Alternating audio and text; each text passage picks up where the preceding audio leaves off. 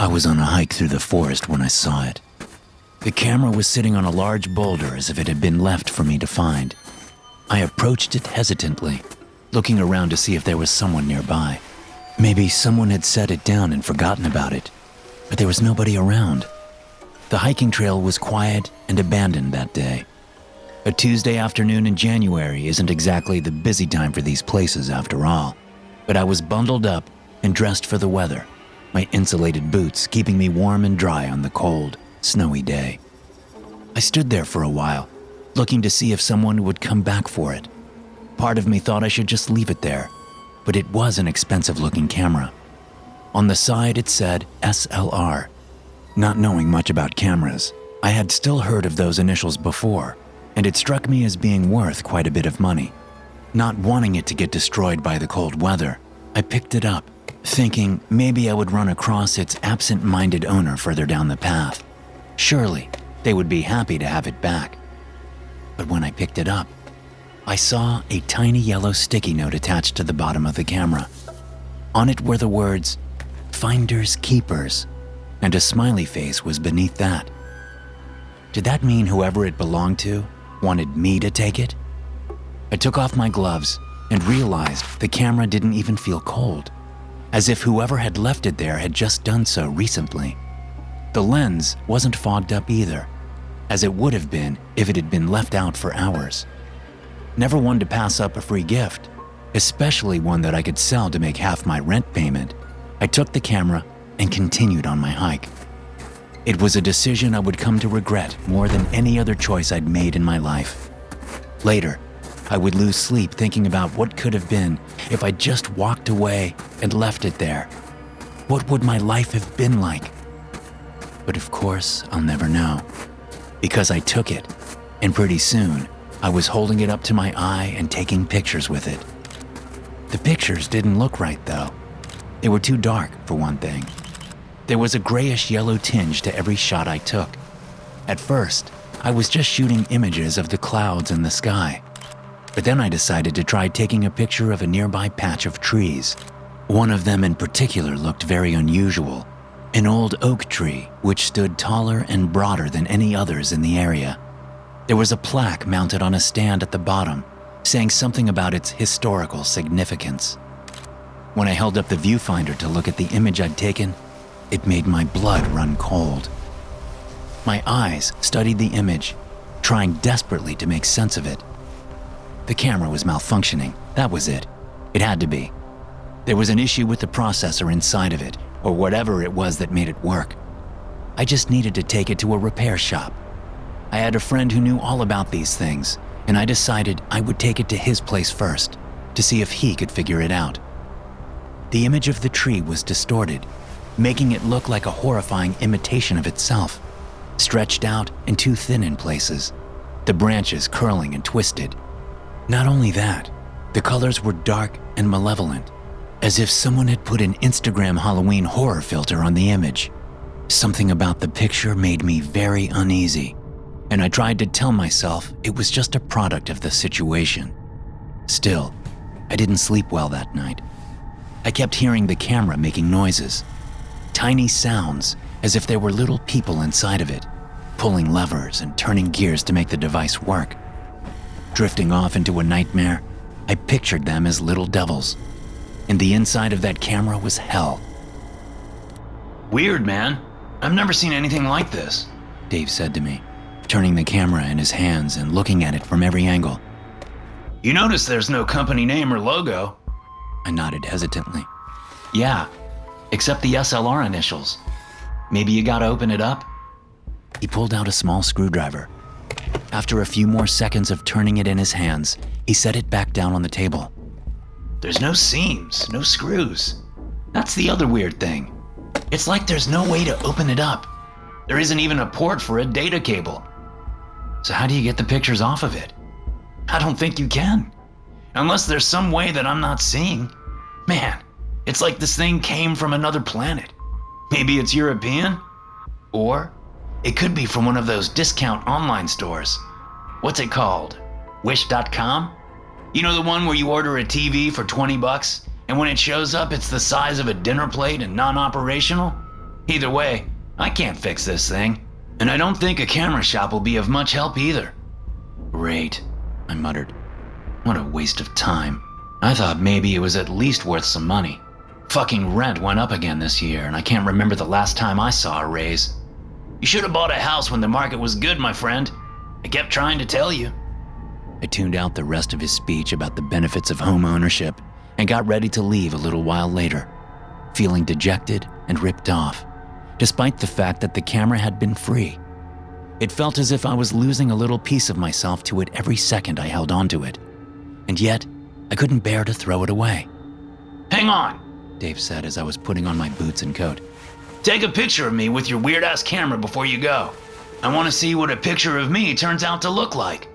He was laughing and grinning, but I felt horrified by his suggestion. I'm not sure why, but the idea of snapping a photo of him with this creepy camera I'd found in the forest felt wrong. It was a disturbing notion that gave me a sensation of bugs crawling across my skin. Nah, man, I'm tired, I said lamely, trying to make any excuse I could to avoid doing it. I gotta go. What are you talking about, dude? It'll take 2 seconds. He was persistent, joking at first, then beginning to look at me as if there was something wrong with me. At that moment, I didn't want to raise the camera and take a picture of him, but I found myself doing it anyway. What's the worst that could happen? A voice in my mind asked, but I would find out soon enough. The picture I'd taken of my friend was more warped and unnatural looking than the ones I'd taken in the forest. It showed him as a twisted, mutilated version of himself. Dark holes in his head where eyes should have been. Long arms with too many bends and twists in them. And the expression on his face, which should have been a smile, showed up as an angry sneer, jealous and full of hate and rage. Sweet, I look like a fucking demon, he said after looking at it. If you find a way to print those, I want a copy of that one. Dave had told me there was one other person who might be able to help me with the camera. At first I said I wasn't interested, but then he mentioned that the man might actually buy it from me as well. That piqued my interest, since I was still short a few $100s on rent. I decided I would take one last shot at deciphering the mystery of the strange camera. If this man couldn't help, then so be it. I would throw the damn thing in a dumpster after that. I arrived outside the shop and pulled up to the curb. It was a pawn shop, I realized, but there was a sign out front saying that they specialized in old cameras. More importantly, there was one saying they would pay cash for vintage and modern equipment. The kid at the counter inside looked frazzled, despite the lack of customers. He was pulling his greasy blonde hair hard enough to make it stand up when he let go, giving him a manic, Einsteinian appearance when he looked up to greet me. Oh, hey, he squeaked, catching a glimpse of himself in a reflection and quickly patting down his unintentional spikes. Can I help you? The way he asked the question gave the impression that he would be very happy if I just told him I had the wrong address and walked out the door. The kid looked nervous as hell, and more than that, scared. Hey, I'm looking for Jim. I was told he might be able to help me with this. I held up the SLR, and the kid's eyes went even wider. Oh no, get that out of here. Jim's gone. He's gone. He's at St. Daniel's now because of that fucking thing. And if you know what's good for you, you'll get rid of it. He screamed this last part and picked up a pile of papers from the counter, hurling them across the room at me. They scattered everywhere and I looked through them, falling slowly to the floor like leaves, and could see the kid crying. His face was bright red and he opened his mouth to scream again, but I didn't want to hear the words. I already knew what they were going to be. Get the fuck out! He yelled as the door swung shut behind me. I ran back to my car as if rabid dogs were chasing me, but I didn't throw out the camera. God help me, I didn't throw out the camera. Instead, I went to St. Daniel's mental health facility on the other side of town. I don't know why I did it. Curiosity, maybe? Maybe something more than that. Maybe the camera has an influence stronger than just what it does with each picture it takes. I'm terrified of how powerful it is. It's much stronger than I could have ever imagined at first glance. More powerful than any technology we have on Earth. I got to the mental hospital and used what little information I had to weasel my way in there to see Jim, the man from the camera store who seemed to have some ideas in his head about the camera. I didn't want to show it to him right away, afraid of how he might react, so I kept it tucked away as I sat across from him in a lounge, surrounded by other patients playing games and watching television on a fuzzy screen. I lied to get in, making up a story about being his nephew. Jim, I said, trying to get him to look at me. I'm a friend of Dave's. I needed to ask you about... I didn't even get halfway through the sentence before he looked up at me sharply and began to speak. The camera. You found it, didn't you? I nodded reluctantly. Oh, fuck, he said, clutching his shirt and squeezing it like he was wringing out a wet towel. I was starting to believe them. I was really starting to believe them when they said it wasn't real. They told me it didn't exist, and I believed them. What is it? I asked, trying to keep my voice even, hoping he would do the same. He took a few seconds to look around, as if to make sure no one was listening. You still haven't figured it out yet? He whispered. You still don't know? I shook my head, no. His eyes went wide as he seemed to consider something. How many pictures have you taken? Did you shoot any people with it? A nurse's head jerked up nearby at our conversation, and she began to walk over, looking angry. Just one person, my friend. I took a picture of him with it, I said, hoping this would reassure the nurse that we were just talking about a camera.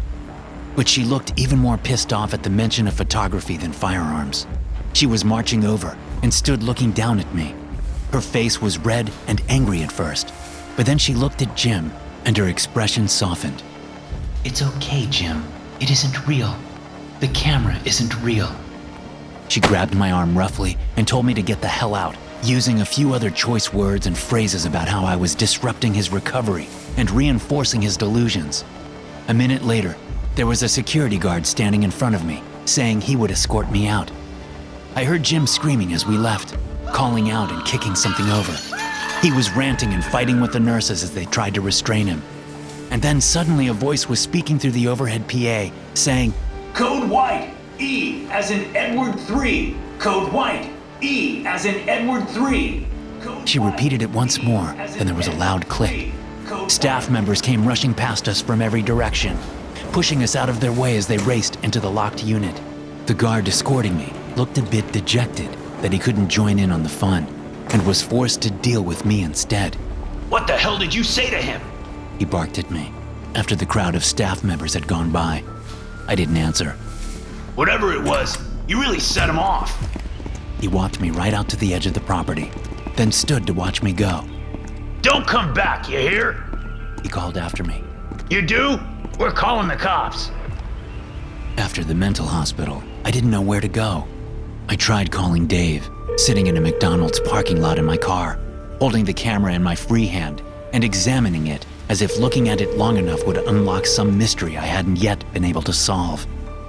Dave didn't answer, despite me trying him 3 more times. I ended up settling on leaving him a voicemail, telling him to call me back as soon as possible. I was starting to get worried about him. More than anything, I was really wishing I hadn't taken that picture of him, especially after Jim's words at the mental hospital. Did you shoot any people with it? He had asked, looking terrified. The way he said it, he might as well have been talking about a gun. Something occurred to me and I sent a text to Dave, asking him to meet me at the local trail.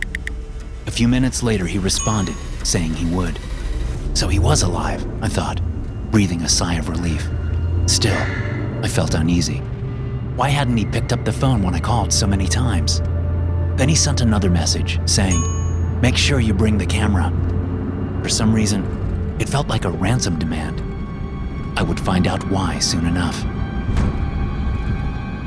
When I got out to the trail, I saw Dave's car right away, but he wasn't in it. He sent me another text, saying he got tired of waiting and started walking, and that he would meet me on the trail. This wasn't too unusual for him, since he was the impatient type and didn't like to wait for anyone. Still, I found the hairs on the back of my neck standing on end, some primal instinct telling me to be cautious. I walked out into the forest, following the trail toward the place where I'd found the camera. there was no one on the path. Part of me wondered if anyone had been out this way since I was here last. The answer to that was no, I realized, as I came upon the place where I'd taken the first pictures with the strange camera. If anyone had been out this way, surely they would have reported this to the authorities, or to the press, or to someone. Every single place where I'd taken a picture with the camera, it was transformed. Even the sky off in the distance looked bruised and permanently darkened, that malignant shade spreading visibly wider by the second. I felt a cold sweat running down my brow as I turned and looked at how the forest had changed. The large tree with the plaque at the bottom no longer looked like its majestic old self. Now it was twisted and bent, crooked and dark, just like the photo I'd taken of it. All of the plant life I'd snapped pictures of, everything was distorted and wrong now, and that wrongness was spreading outward, infecting the life around it. Have you figured it out yet? A voice asked from behind me. I spun around to see someone who looked like Dave emerging from the forest, coming out from behind a tree and walking toward me. I backed away, seeing the wrongness of his face, the same distorted portrait I had seen when I'd taken a picture of him with the camera the day prior. I don't think he's smart enough to decipher it. We'll need to spell it out for him, Jim said from behind me, grabbing me as I tried to spin around to fight him off. But this wasn't the same Jim I'd seen at the mental hospital. This man looked like a mutated, deformed version of that person. His scraggly facial hair made it look as if he had not shaved for several days, telling me this could not be the same man. Who the hell are you people? I heard myself ask, seeing another man coming out from the trees. There are millions of dimensions, billions of them, said a version of the kid from the pawn shop, taking the camera from my hand. all stacked on top of one another. We are from another place, much like yours, but we are better, smarter. Our technology is so far advanced that we have learned to communicate with other worlds, the other versions of our world. We could communicate, to tell them how to build things, to make things for us, but we could not cross over. Not until one of your kind opened the doorway. He began to take more pictures, snapping images of the forest around us. And then he turned the camera and pointed it at me. Say cheese. I closed my eyes, terrified of what would happen to me if he managed to capture my likeness in an image on that camera. If he did, there would soon be another version of me standing here, looking to take my place, looking to create more portals, more gateways to its dark world. Just as he was pushing down the button to take the picture, I heard a loud bang. A bright flash of light and smoke exploded in front of me, sending me reeling backwards.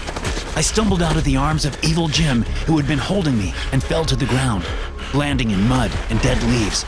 Swarm! Swarm! Swarm! A voice shouted, and when I blinked my eyes open momentarily, I saw a SWAT-like team of what I at first assumed were police officers moving in from the nearby trees.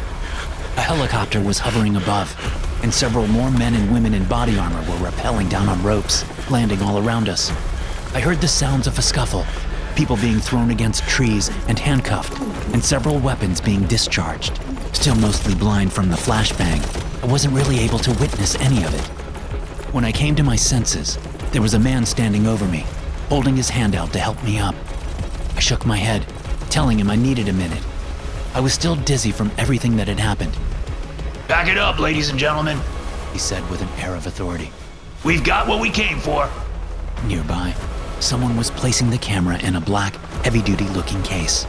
He snapped it shut and put it inside another, larger case with a bigger lock. Begin destratification procedures, he announced. Who are you guys? I asked, looking around and seeing men and women in reflective metallic suits, carrying long, futuristic-looking guns. They began pointing them at the sky and at the areas of the forest where the malignant darkness was spreading. After several seconds, the darkness stopped growing and actually started retreating. We're the good guys, the man standing over me said. I'm sorry about your friend. We didn't get there in time to save him. Unfortunately, these folks don't like leaving credible witnesses. Dave? I asked, like the world was suddenly spinning twice as fast as before. He's dead? I'm afraid so. He tried to contact you, against their wishes, and they killed him. He was trying to warn you. I shook my head. It was all so crazy. How could I ever explain this to anyone? Who would ever believe it?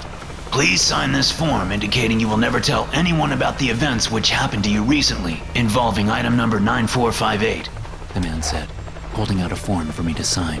What if I don't want to? I asked, feeling uncooperative. Well, then you won't get this check for $10,000 with your name on it. A finder's fee for the discovery of this anomaly. Standard payment amount, but only for those willing to sign the NDA. I sighed, feeling like I might as well get something out of all of this madness. The camera was gone anyway, and that was a good thing. I was glad to have it out of my life. Sure, I said, taking the clipboard and pen. 10 grand will pay my rent for a year. I'm sure Dave would have wanted it this way, except for the part about him being dead. The man scrunched up his face in a frown and examined my signature, then handed me a check. I examined the payer line, trying to figure out who the hell these people were. All it said was, the Foundation. And when I looked up, they were gone. Hey guys, thanks for listening. Be sure to subscribe to the podcast for more SCP stories like this one. You can also check out some more episodes from the SCP Experience podcast here. I'll see you in the next one.